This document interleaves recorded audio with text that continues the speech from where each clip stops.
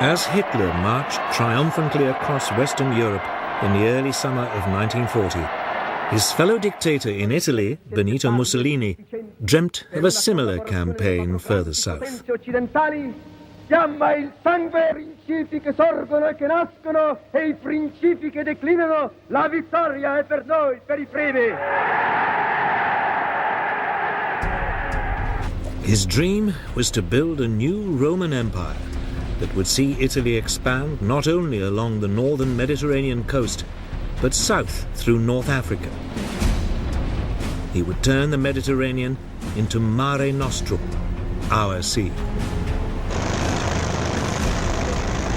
But it was a dream that would turn into a disaster. It would lead, in due course, to Mussolini's death and fatally overextend his German ally.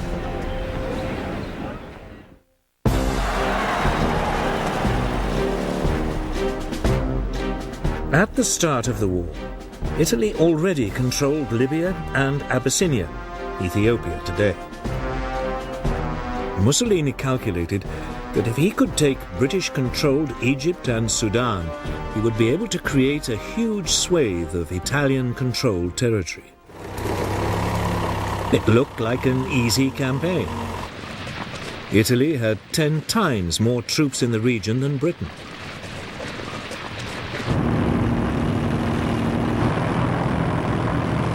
In September 1940, Mussolini invaded Egypt and captured the small coastal town of Sidi Barrani.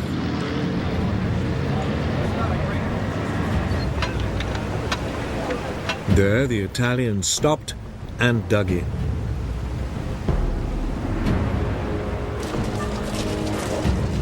Britain gathered all available forces for a counterattack. On December the 6th, 1940, they moved in across the desert.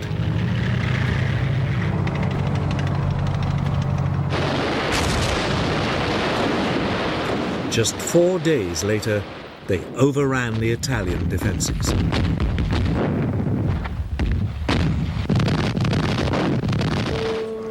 Nearly 40,000 Italians were taken prisoner.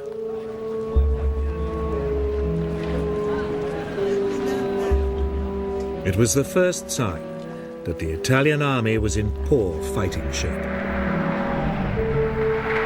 The remainder of the defeated Italians retreated back across the Libyan border.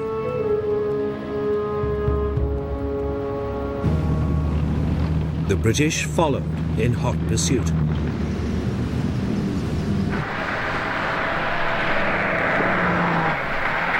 In barely a month, the Western Desert Force, as it was called, had advanced almost 600 miles across Libya.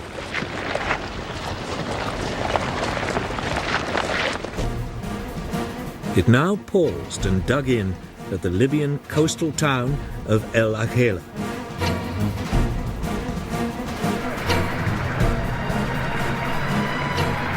Almost half of Italy's Libyan empire had been seized and over 100,000 Italian troops taken prisoner.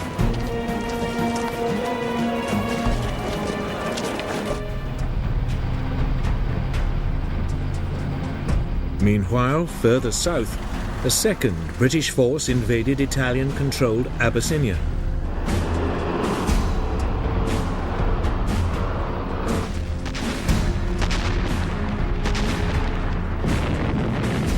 The fighting lasted for nearly 12 months. The rugged terrain made communications and transport difficult. But in the end, the Italians were forced to surrender.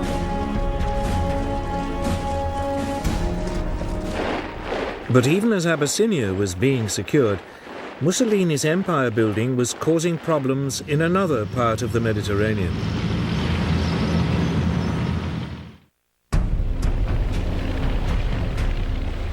Nearly 2 years earlier, in April 1939, as part of his plan for a new Roman Empire, Mussolini had occupied Albania. The following year, he demanded Greece become an Italian colony. When the Greeks refused, he invaded.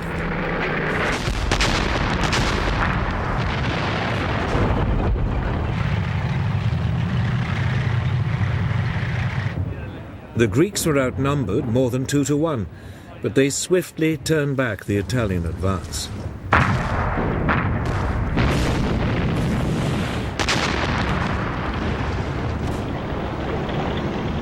By the beginning of March 1941, the Italians had not only been pushed out of Greece, but out of much of neighbouring Albania too. Britain's Prime Minister, Winston Churchill, promised help so the Greeks could finish the job. But Britain's forces were already heavily committed elsewhere. So it was that the British units in North Africa were told to abandon their Libyan adventure and ship much of the force across the Mediterranean to Albania.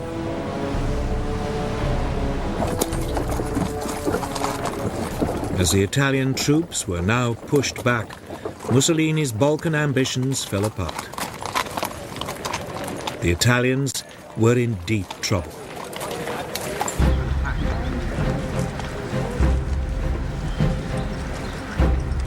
It left Hitler with a problem. Should he divert troops from elsewhere in Europe to support his most important European ally, or should he abandon Mussolini to his fate? He decided to help.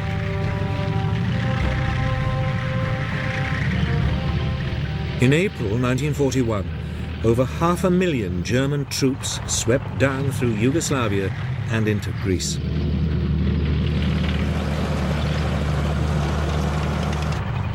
For Germany, it would prove to be the beginning of a fateful entanglement with Mussolini's political dreams. But at first, all went well.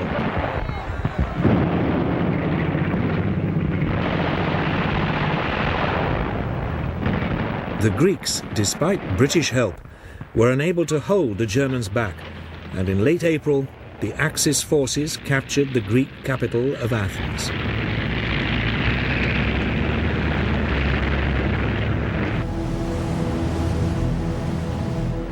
Some 30,000 men were evacuated to the British-controlled island of Crete.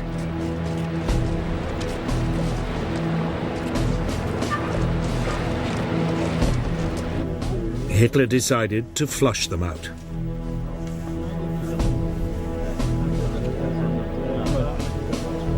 He had at his command some 22,000 parachute and glider-borne troops, backed up by 150 Stuka dive bombers. The landings began at first light on May the 20th.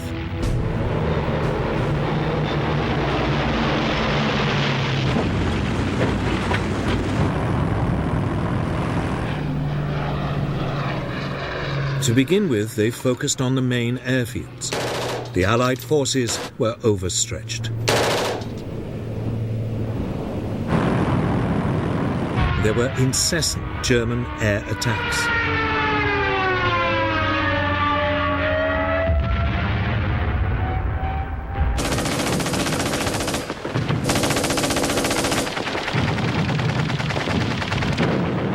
The Germans soon captured the airfields and began to fly in reinforcements. The Allies were pushed back across the island.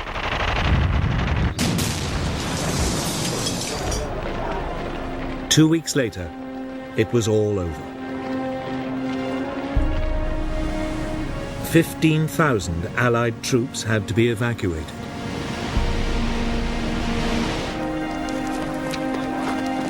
A further 18,000 were taken prisoner.